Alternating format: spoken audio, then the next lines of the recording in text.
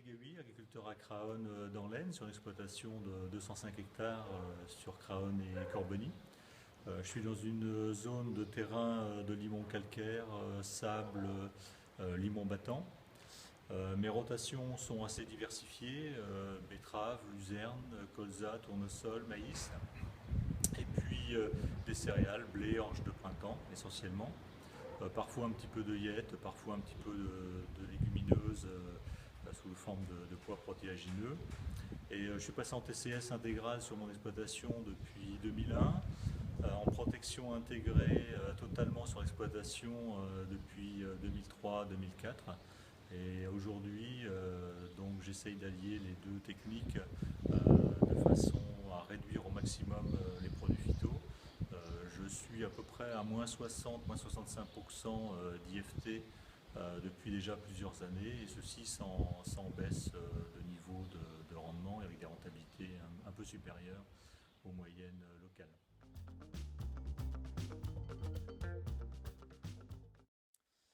Donc je suis plutôt intéressé aujourd'hui vers une démarche d'agriculture de conservation, et je ne travaillais déjà que très superficiellement mes sols, entre 0 et 5 cm au maximum depuis plusieurs années, y compris pour des betteraves sucrières.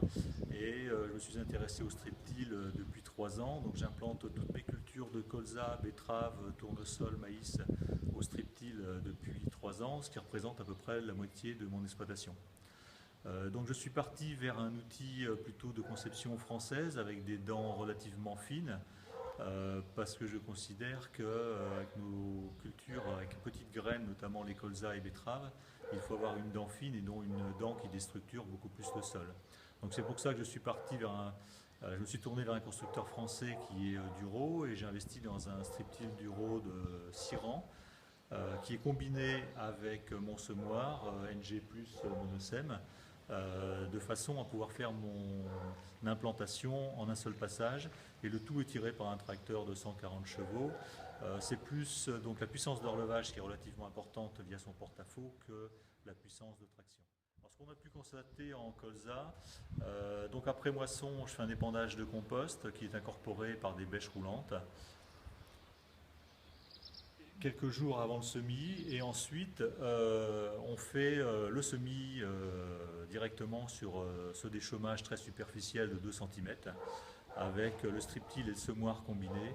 Et depuis 3 ans, on a des qualités de levée qui sont très exceptionnelles, aucun manque, parce que la dent remonte légèrement d'humidité en surface. Le semis est tout de suite fait derrière le travail de la dent, et on a des qualités de levée très très intéressantes. On a un développement très rapide à l'automne, et ensuite vers le 15 novembre, 1er décembre, le colza s'arrête en végétation. On n'a jamais vu d'élongation, quelles que soient les variétés. Il y a une autorégulation de la plante en fonction des apports minéraux qui lui sont apportés et du sol qu'elle trouve, et on a des résultats qui sont très corrects. J'ai des terres qui ne sont peu argileuses, j'ai des taux d'argile très faibles sur l'exploitation. Ceci dit, je peux avoir des sols plus ou moins compactés, repris en masse quand même du fait de ce manque d'argile, et j'essaye de faire cela en combiné de façon à limiter les coûts machinisme. Donc quelqu'un pratiquement seul peut faire l'implantation du chantier de betterave. En maïs, j'implante également avec le streptile. Donc là, je fais essentiellement un passage pareil de bêche roulante, quelques jours avant l'implantation pour réchauffer le sol, incorporer les composts là que je mets au printemps, et puis ensuite un travail en combiné, parce que là on a des sols logiquement qui sont relativement plus ressuyés en fin de printemps, enfin à partir de fin mars. Alors au niveau de l'appareil, à l'avant de l'appareil, on a toujours un coutre circulaire qui permet le découpage de la végétation, qui est exactement dans l'axe de la dent. Ensuite, on a des chasse-débris qui permettent de dégager légèrement la végétation qui reste en surface, et également les grosses mottes qui peuvent être présentes. On peut le faire travailler de façon plus ou moins agressive.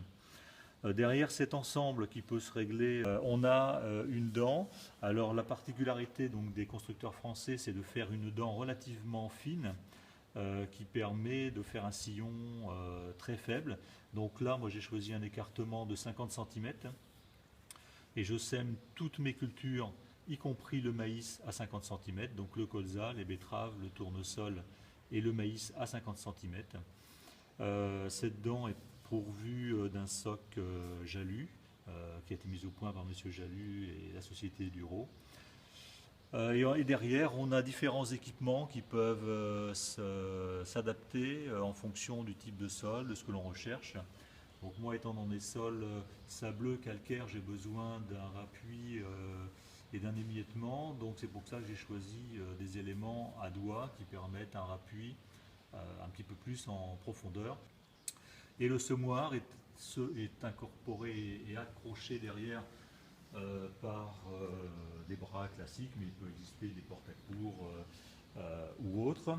Et si possible, avec ce type d'outil de strip-till, il faut avoir un équipement de semoir type américain et semoir à disque.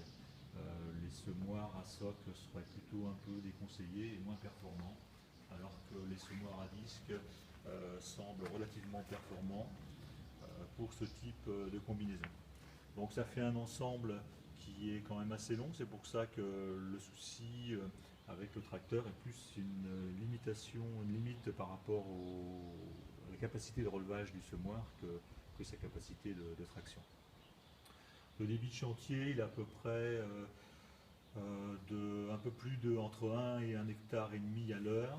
Donc c'est pour ça que j'ai choisi un peu cet appareil Duro parce que sa plage d'utilisation est tout à fait compatible avec la plage d'utilisation d'un semoir, ce qui n'est pas le cas dans tous les cas. Et ça me permet donc de faire un chantier en étant combiné.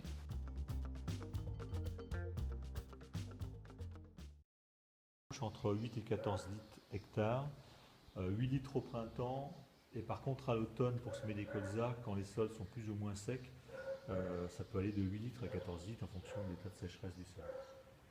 Mais ce qui est relativement performant parce que en un seul passage, on fait une implantation qui est impeccable et pour des consommations relativement réduites par rapport à un système labour.